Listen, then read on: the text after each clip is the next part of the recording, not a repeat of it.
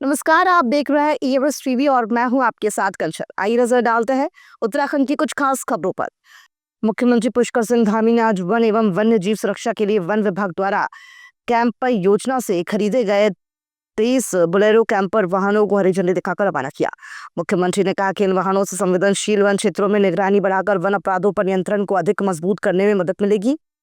वनाग्नि प्रबंधन और मानव वन्य जीव संघर्ष की घटनाओं पर समय रहते नियंत्रण एवं तेजी से रेस्क्यू कार्य के लिए भी इन वाहनों का उपयोग किया जाएगा। वृक्षारोपण अभियानों की निगरानी के साथ ही भूस्खलन, बाढ़ या अन्य प्राकृतिक आपदाओं की स्थिति में वन एवं निकटवर्ती क्षेत्रों में राहत और बचाव कार्यों के त्वरित और प्रभावी संचालन में भी ये वाहन काफी उपयोगी सिद्ध होंगे। इस अवसर पर वन मंत्री सुबोध उनियाल ने कहा कि पिछले 3 सालों में लगातार कैंपर योजना के बजट में वृद्धि हुई है। वर्ष 2023-24 में रुपए 237 करोड़, 2024-25 में रुपए 302 करोड़ की धनराशि का व्यय हुआ है। वर्ष 2025-26 में कैंपा के तहत प्रस्तावित रुपए 439.50 करोड़ की लागत की वार्षिक योजना स्वीकृति के लिए भारत सरकार को भेजी गई है। जसपुर में शमशान घाट रोड पर सरकारी भूमि पर अतिक्रमण पर प्रशासन ने पीला पंजा चलाकर अतिक्रमण मुक्त कराया। आज जसपुर एसडीएम छतर सिंह चौहान के नेतृत्व में राजस्व विभाग की टीम और नगर पालिका प्रशासन की संयुक्त टीम ने शमशान घाट रोड पर दिनेश चंद्र अग्रवाल के बाग में बने कमरे ध्वस्त कर अतिक्रमण मुक्त करा दिया। जसपुर एसडीएम छतर सिंह चौहान अतिक्रमण हटाते हुए वहां मौजूद लोगों से भविष्य में पुनः अतिक्रमण न करने की हिदायत दी। उधर बाग स्वामी दिनेश चंद्र अग्रवाल ने तहसील प्रशासन बिना कारण बताए हमारी भूमि को सरकारी भूमि कब्जाने का आरोप लगाया। यहाँ मतलब कहने का है कौन सी बंजर है, जबकि 246 में तो मतलब कहने का बंजर उन्होंने पिछली बार मतलब कहने का सितंबर या उसमें अक्टूबर में आए थे और वो करा था, तब हमारे पास कभी कोई नहीं आया, ना कोई पैमाइश करी, ना कोई एसडीएम आए, ना कोई आए। लेकिन मतलब आज जो है वो हमें जिस बेइज्जती का सामना करना पड़ा वो हमारे लिए बहुत ही निंदनीय और दुखद समाचार है, जो कि नगर पालिका के प्रबंधन में है। पालिका द्वारा पूर्व में भी इनको नोटिस दिया गया था और उसके पश्चात भी भूमि इनके द्वारा अतिक्रमण नहीं की गई थी। तो आज पालिका और हमारे जो राजस्व विभाग की टीम है उसके द्वारा इसका यहाँ से अतिक्रमण हटा दिया गया है। नेशनल हेराल्ड मामले में ईडी ने चार्जशीट दाखिल की है जिसमें सोनिया गांधी और राहुल गांधी का नाम सामने आया है। इसको लेकर कांग्रेस के द्वारा पूरे देश में ईडी दफ्तरों और सरकारी एजेंसियों के दफ्तर के बाहर प्रदर्शन किए गए। इसको लेकर उत्तराखंड से भाजपा के राज्यसभा सांसद नरेश बंसल ने देहरादून भाजपा मुख्यालय में प्रेस वार्ता की। मीडिया से बात करते हुए नरेश बंसल ने कहा कि 2008 में यंग इंडिया बनी और जिसने एजीएल की हजारों करोड़ों की संपत्ति को 90 करोड़ में ले लिया।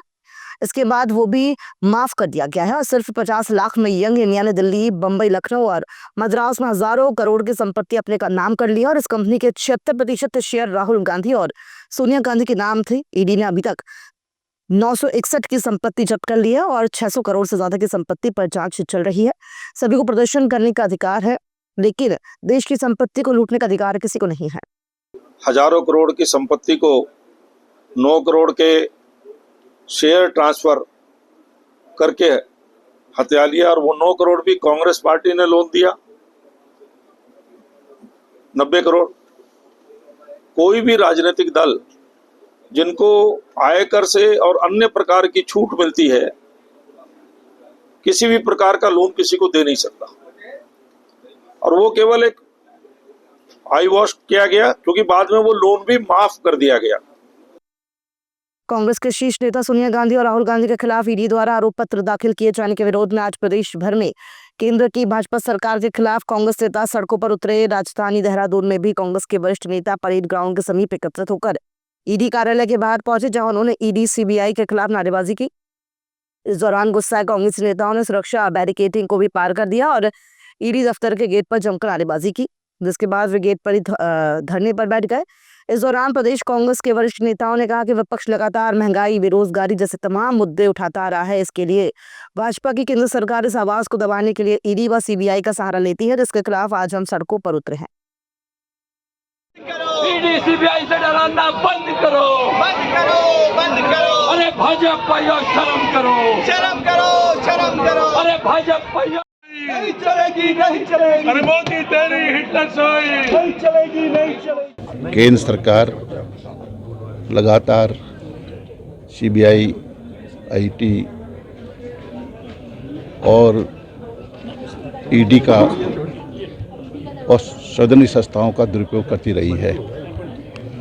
और जो आज हमारी नेता आदरणीय श्रीमती सोनिया गांधी जी हों, विपक्ष के नेता हमारे आदरणीय राहुल गांधी जी, अन्य नेताओं के खिलाफ जिस तरह से बेबुनियाद निराधार आरोप लगाकर उन्हें उत्पीड़न करने की कार्रवाई की जा रही है। पूरे देश की राजधानियों में ईडी के दफ्तरों के सामने हजारों कार्यकर्ता हर जिले में आज प्रदर्शन कर रहा है। पूरे देश में करोड़ों कांग्रेस के कार्यकर्ता सड़कों पर निकले हुए हैं। जिस प्रकार से सोनिया जी, राहुल जी के खिलाफ ईडी ने चार्जशीट करी है, एक ऐसी नेता जो दो बार प्रधानमंत्री बनने का जब अवसर था, प्रधानमंत्री का पद जिन्होंने ठुकरा दिया, ऐसी नेता के खिलाफ आप अनर्गल और निराधार आरोप पर चार्जशीट कर रहे हैं। पूरे देश में गुस्सा है। सोनिया जी के बारे में, राहुल जी के बारे में मैं समझता हूँ देश नहीं पूरी दुनिया जानती है। उनका पारिवारिक जो इतिहास है वो हम सबको जो है मार्गदर्शन करने का काम करता है। क्या पंडित जवाहरलाल नेहरू जी, इंदिरा जी, राजीव जी, क्या इनको हम भुला सकते हैं? आज सोनिया जी पर जिन्होंने, मैं समझता हूँ कि इस देश की एकता और अखंडता के लिए अपना सर्वोच्च न्यौछावर करने का काम किया हो, राहुल जी जो लगातार दलित, पिछड़े और अनुसूचित जाति जनजाति की आवाज़ को बुलंद करने का काम कर रहे हैं। सरकार के पास कोई दूसरा रास्ता नहीं है। उत्तरकाशी से एक घटना सामने आई है जहाँ नेपाल मूल की एक महिला उत्तराखंड घूमने को आई थी। ये उत्तरकाशी स्थित मणिकर्णिका घाट पर रील बनाने के चक्कर में भागीरथी नदी में बह गई। काफी प्रयास के बावजूद अभी तक उस महिला का पता नहीं चला है। बता दें कि भागीरथी नदी के मणिकर्णिका घाट पर वो महिला खड़ी होकर के रील बनवा रही थी। इसी बीच उसका पैर फिसल गया और देखते ही देखते वो नदी में बहती चली गई। प्रत्यक्षदर्शियों के अनुसार नदी में बहते हुए वो महिला अपने बचाव के लिए मम्मी मम्मी पुकारती रही और देखते ही देखते बहती चली गई। EMS टीवी आप सबसे अनुरोध करता है कि वीडियो और रील बनाने के चक्कर में जान जोखिम में न डालें, बहुत सावधानी बरतें और हो सके तो पानी और आग से दूर रहें।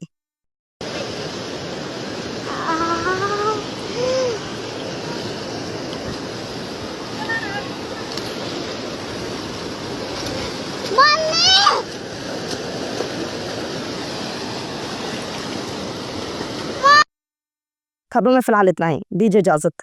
नमस्कार।